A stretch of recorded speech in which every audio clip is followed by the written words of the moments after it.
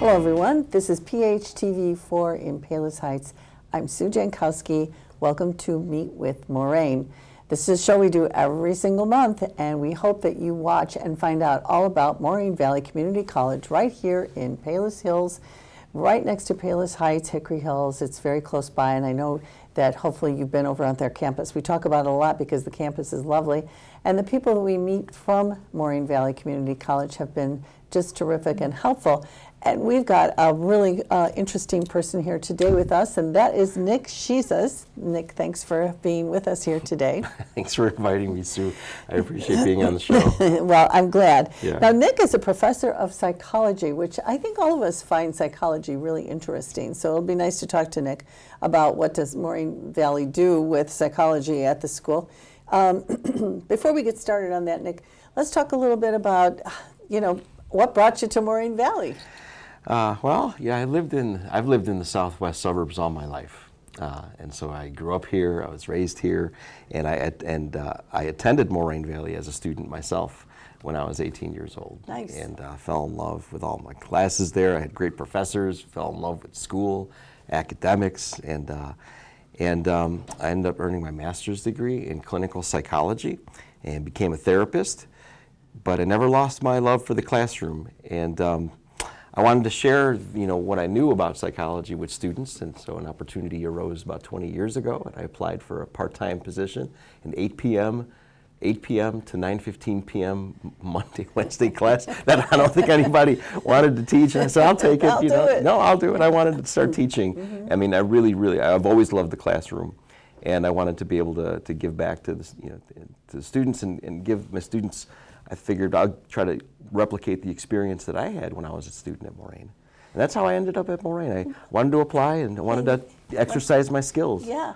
And what's interesting, Nick, is many of the people we have come in have spent part of their education as early young people, getting their education at Moraine Valley, and then they might go away and do something else for a while, and then a lot of people come back. So that says a lot for the school that, it draws back their alumni.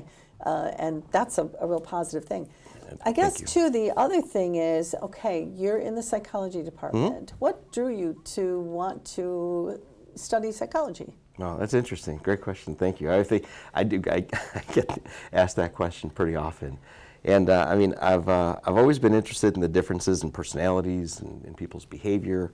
And growing up, I always wondered why certain things happen. And so,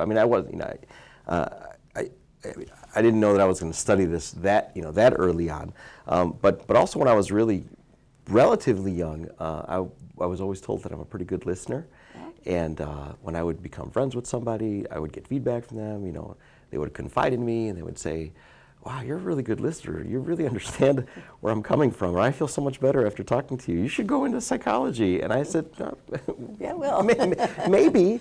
And then I said, "Well, I've always been interested in human behavior." And then I started taking some classes, maybe one class in high school, and then I started taking classes at Moraine, and I genuinely just became enamored with a science that answered all the questions that I had. Even in the first 101 class that I took as an 18-year-old, I was flipping the pages of my textbook, and each page had scientific explanations of all the things that I had always been wondering about all of my life. And so I figured, they tell me I'm pretty good at understanding people and relating to people, and I really like this field, and I understand this field, and I'm really interested in learning about the science of behavior.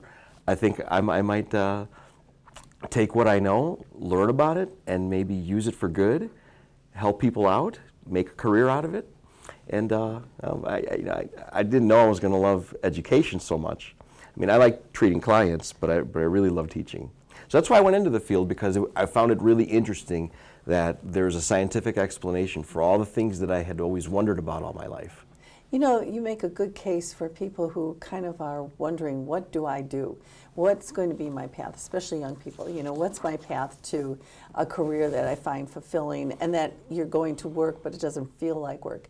And it sounds like that's kind of what led you to study psychology, because you were good at that. You liked to listening to people and figuring things out. And then when you looked at a textbook, that kind of opened the door for you a little bit. It did back then. I mean, it gave me clarity even, I mean, I'm one of the lucky people that even at a young age, I kind of figured out what I wanted to do.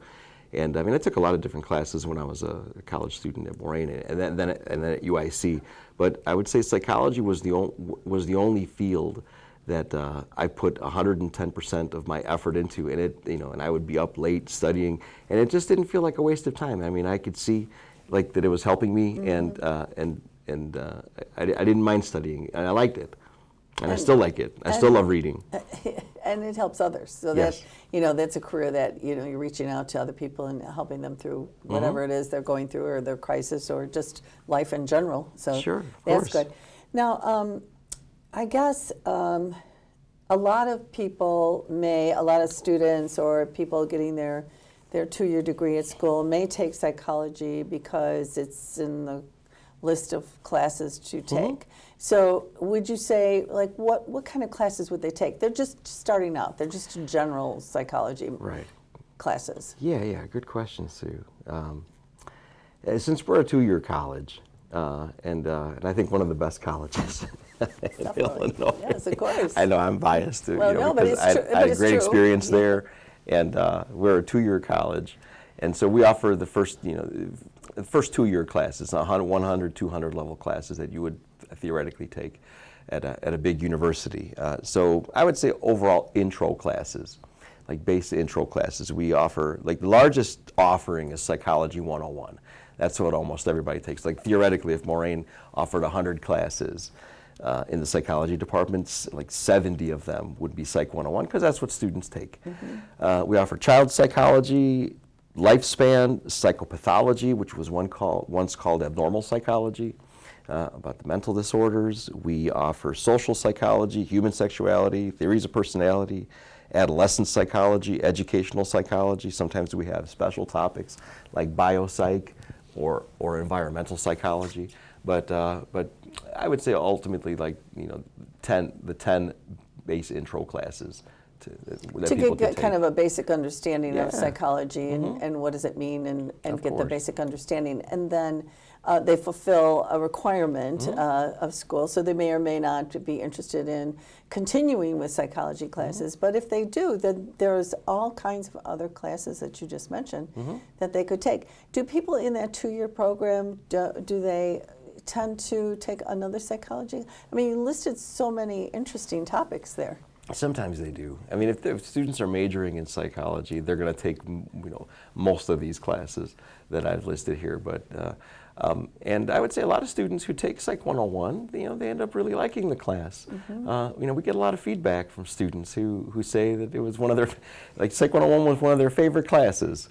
Nice. You know, I read that in their papers. I read that sometimes when students offer feedback, they say that they liked it. So they are willing. A lot of students do take a second class. Like if they're not majoring in psych, they're going to take maybe 1 or 2 more. But our psych majors do take more than just those. Sure. You mentioned child psychology.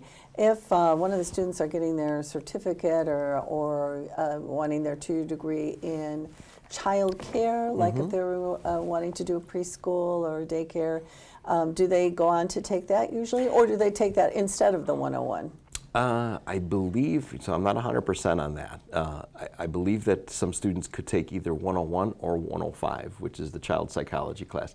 And that might meet one of the 2 general education requirements. But I would imagine if a student is majoring in early childhood education, they would take either the lifespan class or they would take the child psychology class to learn about the physical, the emotional, and the psychological development of young children. Yeah, that all sounds really interesting to me. So, okay, now some people will then want to go on to something else. This is fulfilling a general education requirement, but they want to delve into psychology further. So that would be then when they go on to a four-year university. Would that be correct? Yeah. In thinking that? If they were majoring in psychology, yeah, they would finish with their four-year university. Right, they would transfer over, and then most of the classes that they take at our college would transfer over to a big four-year, and then they would take, higher level classes, research methods courses, or core classes that you can only take at a university. Now, you mentioned that you had done some work outside education prior to coming to Moraine Valley. For several years. For several years. So could you tell us again what those were? Because if you're going to major in psychology, what would be your occupation? What would they go into? And is there a big need for that? Yeah, I think so. I mean, psychology can help in any way. Well, I'll start off with even just with an associate's degree. There's no associate's degree just in psychology. You could get an associate's degree, but take a lot of psychology courses, and you could be a behavioral technician where you help administer medications. You can help clients with their daily living skills. You could be a case manager. I know substitute teachers in Illinois right now, since there's a shortage with an associate's degree. Just with an associate's, they become substitute teachers for a limited time. But then if you move up to a bachelor's degree, with a bachelor's degree, you could work as border patrol. I found out yesterday. I was doing some research. Wow. Yeah, absolutely. A lot of people with bachelors in psychology work in marketing. They work in journalism. In human resources is a huge place with just a bachelor's degree, like in hiring and recruiting. Yeah, that makes sense. Law enforcement, government. But if you want to become a therapist, though, like a full therapist, master's level therapist, doctoral level therapist, the master's degree is the minimum qualification for that. Okay, so you're going to keep going for a while. You'd have to, yes, to learn, the intricacies of the mental disorders, of the psychological disorders, how to treat that. But yeah, I mean, I don't think you could be a therapist. I mean, legally, there's no therapist jobs without the master's level training. Yeah, well, that makes sense because that's very important. And I guess really nowadays, and I'm not sure it's because we now know everything everyone is doing all the time, whether it's on somebody's Facebook or it's on camera, everything's on a camera. Right. So we're seeing a lot of mental illness right now, and a lot of homeless people with mental illness. And so is that part of maybe the interest that more and more people would have, like solving those mental issues for people? I mean, because that seems so prevalent nowadays. Yeah. I mean, psychological disorders have always been with us. They have. Yeah. They've always been with us. And I mean, I think with the rise of social media, I think and there's good and bad, right? I mean, whether we like it or not, things are on for 24 hours. But one of the good things about social media, I guess, is that it's raised awareness for psychological disorders, and certainly with COVID, anxiety levels rose, depression levels rose, and I think people know more about it. They've been exposed to it. I think psychological disorders are more normalized today. Mental health is more normalized. Good. I think there's more awareness of it, and because of that, I think people sometimes want to take psychology classes. Well, that's what I was thinking. No, they should. Yeah, they should. And they should. I think it's a great way. It's a great opening. I mean, I really do think that a lot of students sometimes take our classes to learn more about it, or for some self-help as well. Or family help. Maybe someone in your family needs a little Sure. understanding Sure. and sympathy and Sure. and a pathway to mental health. Right. So they can learn more about it. That's true. So that's you don't know the answer to this, but because everything is so out in the open now, you do know more about people having mental health issues, Right. more than you did a decade ago. Even 20, even 10 years ago, 20 years ago. I think things were more stigmatized back then too. They Even were, seeing a counselor, finding out that people had therapists, I think it was a stigmatizing thing. And so now that we have more awareness, you know, it's more prevalent in our society. People are more likely to just understand that this is here with us, and so they take more of our classes to learn more about those things. Yeah, which is great. I mean, you know, everybody needs a little extra help sometimes. No, certainly. Have things in your life that aren't going the way you want them to, and Right, you might need a right. little extra help. Of course. I mean, the classroom certainly is no replacement for therapy, and you know, and I don't know if like our Psych 101 classes address how to help yourself. But at least you're starting to think. Yes, you know, of course, about it. of course, Yeah. absolutely. Yeah, so that's a good thing. I think that's a really great thing. So I'd like to talk a little bit about the service learning projects that we discussed a little bit before the program started today, and I'm still, you know, I'm very anxious to learn about it. And service learning is a little different than, you know, those words put together, that you're learning something, but you're providing a service. Right, that's the Obviously, that's what it idea. means. But Yeah. but what kinds of things do your students do, and how does it meet like some kind of requirement? They get some sort of credit for this, or it's just like a volunteer kind of thing, or what's the story? Oh, thank you for asking. So I've been hosting and I've been facilitating service projects primarily in my honors classes for many years, since '07, and we're coming up to about 20 years. Wow. In just a little bit. Nice. And yeah, it's been a long time, and it's one of the things that hallmarks that describes our honors program. Our honors program, students get higher level classes. We go more in depth with the material, and one of the pieces of our honors program is to offer service and to provide some type of service either in the community or to the college. And service learning has two goals.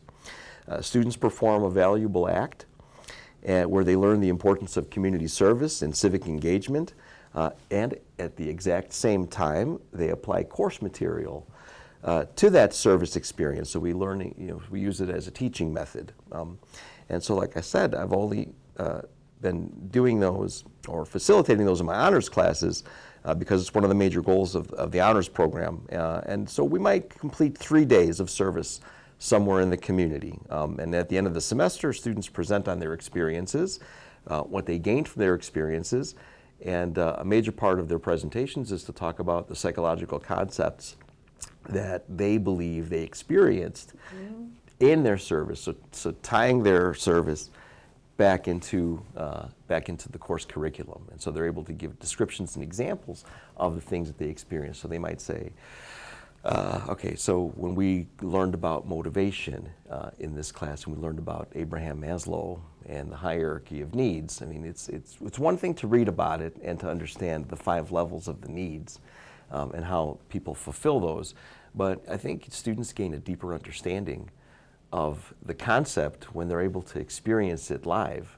When we went to some homeless shelters and we offered food and engagement with some of the clients that we were serving through Beds Plus, we were able to see live firsthand that we were fulfilling their physiological needs, their safety needs, their esteem needs, because my students treated them as equals. Their belonging needs, and students were able to better understand those concepts with the service that they gave. And Sue, you had asked, so with service learning, basically we learn by doing, and so you're able to have better enrichment of the material by offering service in the community. And we've done a lot of different things over the years. As I gave you one of my old assignments, I was trying to see how, what kind of things were we doing even back then and now. We've built homes for Habitat for Humanity. I've had encouraged students to get involved with the Palos Restoration Project, where they remove invasive species from our forests. Some students care about that. I mean, I care about that too. Sure. And students have helped out with this place called Jackie's Soldiers in Oak Lawn, where they put together care packages for soldiers that are based out of the southwest suburbs. We've gone to Feed My Starving Children in Aurora in 2010, and I can't remember how many years ago, 14 years ago. Time goes by fast. It sure does. My honor students at the time, we surveyed the GED program, students in the GED program at Moraine, to find out what's motivating them to finish. And I remember my students analyzed the data and presented that to the administrators of our college, and so they were able to learn, research methods, and we offered like a really valuable service back to the college. It's so important, I think, to have that hands-on kind of experience, so that you do face those situations, and you can observe how what you're doing is important, and also it helps you. I mean, look, some people like getting those invasive species out, and other people want to be with more people. It's just it's all nice choices for them. True. The closest to my heart is Beds Plus, which is an agency out of LaGrange, and they offer housing services to individuals that are homeless in our community. They have a location in. They just bought a hotel in Oak Lawn. I believe it's called the Aloha Hotel. I'm not 100%. It's on 84th and Cicero. That sounds warm. Yeah. They own a hotel in Brookfield, and they opened up a location, a homeless shelter location in Summit, Illinois, and so my students and I have been assisting there for the past few years. What a rewarding thing for them to do, and you to do also with them. That's great. I mean, because helping other people is great for empathy and learning how to volunteer and help people, and we're all people together, and we should be helping each other.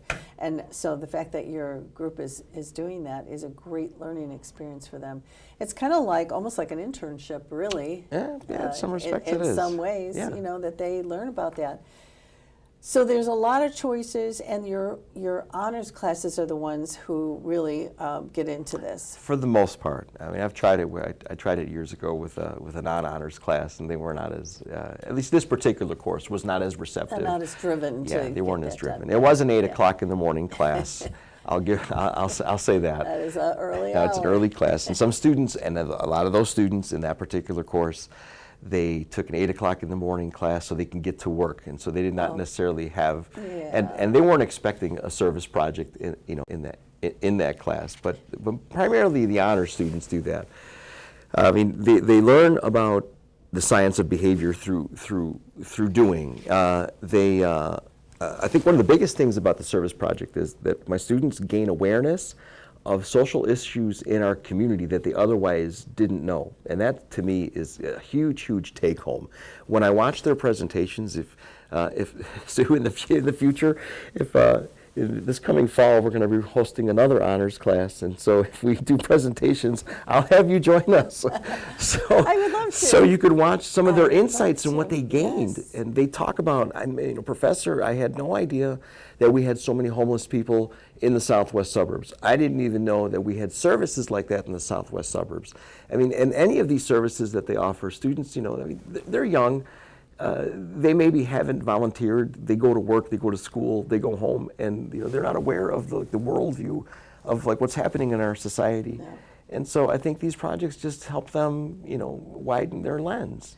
I think you're absolutely right. And I mean, even as an adult, it's a surprise to me sometimes. I didn't know that was available. Beds Plus, I didn't know that was available to people. And you don't know the circumstances that people have unless you can hear about it, but really when you're actually there applying what you know to that situation, it really makes a really long-lasting impact on their lives to experience that. It does, 100%. I mean, one last thing I wanted to mention is how do students benefit from these types of projects? Mm-hmm. In particular, with helping out with our homeless population, our students many times say in their presentations that this project helped me break some of my misconceptions about homeless individuals. I had this preconceived notion of what homeless people looked like, kind of what got them into that situation. And now that I've met some of these individuals and interacted with them, like a few years ago, my students were sharing, one gentleman was sharing his experience with my students when we were serving them food. And he had gotten hurt at work, couldn't go back to work full time. His disability stopped. He couldn't afford his rent, and then had to receive services through Beds Plus. And my student said, "Professor, he reminds me of my dad. Oh. That could have happened to me. That could happen to any of us. Yes. He wasn't some drug addict or just made bad choices. This is an individual that just got unlucky." Yeah. And so it helps break down some of those preconceived notions and prejudices. Yeah. And I'm really proud of that. Yeah, that's a great program that you have offered for them to learn those things. I guess I want to touch on your psychology club. Okay. Yeah, we can do that. What do club members do? I mean, they're not doing this service learning This project. semester we did. This semester Okay. we didn't do we didn't do a service learning project, but this semester my students. So I'm one of the co-advisors of the psychology club. Professor Mitchell Baker is the other co-advisor. He started the club a year before me. And then I expressed interest in being one of the co-advisors, so I was thankful enough that Mitch invited me to be a co-advisor. And it's a student-led club, and so to answer your question, what do? We do whatever it is that the students kind of think about, or whatever initiatives they're interested in facilitating. And so, we have a president, a vice president, a secretary, and our general members. We usually have 15 students per semester. That's quite a few. Yeah, no, we get a lot of students. Mondays, we've been hosting it Mondays from 2:30 to 3:30, and students will come together and say, well, we'd like, since it's a student-led club, we help them facilitate whatever it is that they want to create. So we've done research projects on campus. We hosted a stress management workshop on campus one year. We brought in guest speakers. We have book discussions. Students will say, I'm thinking about majoring in this field of psychology, or I'm thinking about doing this type of job in psychology. And then we'll tell those students, well, put together a small presentation, 2-3 slides. Mm-hmm. Tell us what you found, and then maybe the other Psych Club members might be able to benefit from that. Once a semester, Professor Baker and I, or Mitch Baker and I, we talk about graduate school requirements, and all students really benefit from that. So I give a presentation on what it's like to what graduate school looks like, what are the expectations in graduate school, how do you get into graduate school, what's the difference between master's degree, PhDs, EDD, PsyDs, what are the requirements for all those? What are the expectations? And students really benefit from that too. Yeah, that's really good for them to know, because they're going to set their sights on something, and they know what the requirements are and what that takes to do that. Yes, but Psychology Club does various activities. A lot of students are thinking, I think they might utilize our club as a way to help them navigate through their careers, it might offer them more clarity if they're thinking about majoring in that club. And for the most part, we do get a lot of psych majors that join the psych club. But this semester, my students, or last semester, our students had said, I think we would really like to offer some service in our community. And I said, well, I've been doing service projects with my honors classes for forever. I have some of these connections already. And I said, we've assisted at Beds Plus. Would you guys be interested in that? And the students said, yeah, absolutely. And the Koliopoulos family from the patio generously donated 50 full chicken dinners. And Wow. we picked them up and Very nice. we served them to the people there. It was really, really great. And the Yeah. students benefited from that. Yeah. Yeah, they loved it. What a feel-good kind of thing to do. I mean, really, it makes you feel happy that you're helping someone else. No, it's great. Nick, before we go, is there It's anything great. else you want to mention about the psychology department? No, I think I would encourage anybody to take classes with us.